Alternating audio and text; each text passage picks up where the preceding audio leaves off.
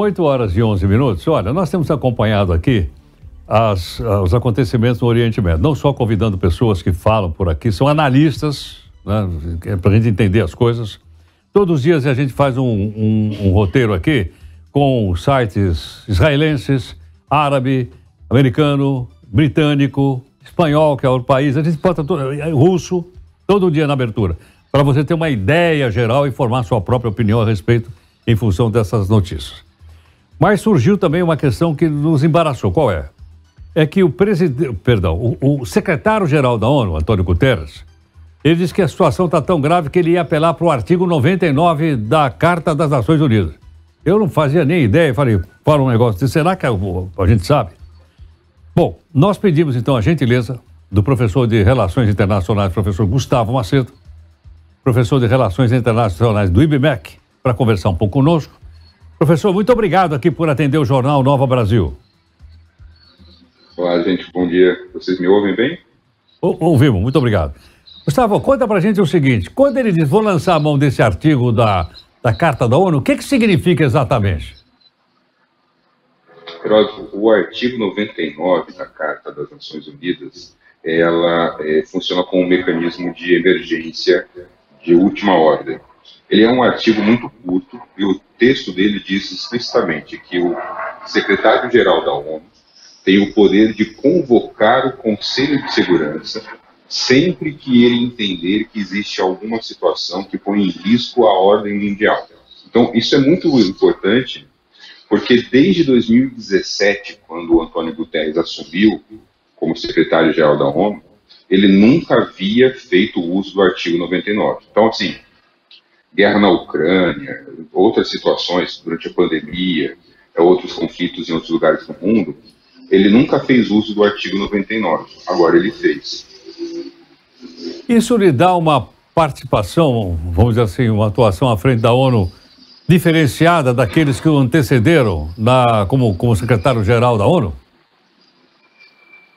Não necessariamente. Outros, por exemplo, o Ban Ki-moon também já fez uso, o Conan também já fez uso. Sempre quando o secretário-geral ele acaba deixando para fazer uso do artigo 99, quando a coisa já sai um pouco do controle, e ele tem uma função política também, o artigo 99, que é de incomodar um pouco o Conselho de Segurança. Por quê? O que significa quando um secretário, ao longo da história da ONU, desde 1945, o que significa quando um secretário faz uso do artigo 99? Significa de maneira indireta que ele está dizendo que o Conselho de Segurança não está fazendo o trabalho dele. Porque, de acordo com a Carta da ONU, cada um tem o seu papel. O Conselho de Segurança cuida da segurança. Quando o secretário-geral diz preciso usar o artigo 99 para que o Conselho de Segurança se reúna para discutir aquilo que é do seu dever, ele está mandando uma indireta. No caso aqui, a indireta, na verdade, não é tão indireta, mas é para os Estados Unidos. Porque todos os outros membros que compõem o Conselho de Segurança nesse momento são a favor de um cessar-fogo, menos os Estados Unidos, que estão ali também para representar os interesses de Israel.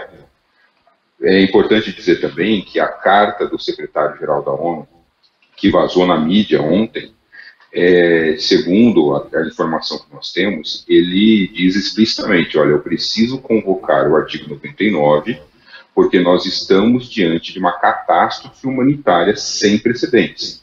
Não existe a menor chance da gente conseguir salvar esses milhões de pessoas, na verdade, de uma catástrofe, se não houver um cessar-fogo e a gente não conseguir mandar ajuda humanitária para lá. Agora, Gustavo, mesmo sendo convocado pelo secretário-geral, Conselho de Segurança, 15 membros, 10 são rotativos e 5 permanentes têm direito a veto. Muda essa relação? Quer dizer, os 5 perdem o direito a veto ou continuam mesmo nesse tipo de convocação? Não, continua normalmente, Heródoto. Então, as regras do veto elas não mudam diante da convocação do artigo 99.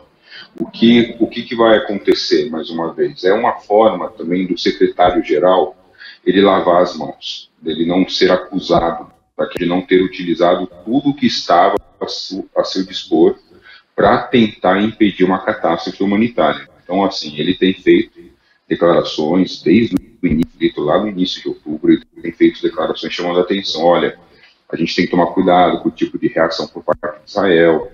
Israel é tipo que Israel reaja, mas tem que tomar cuidado para não ser uma coisa extremamente desproporcional.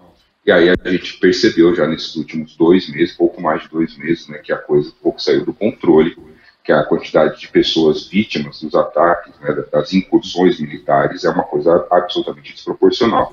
Então ele está fazendo isso como uma forma de poder lavar as mãos e está jogando para o Conselho.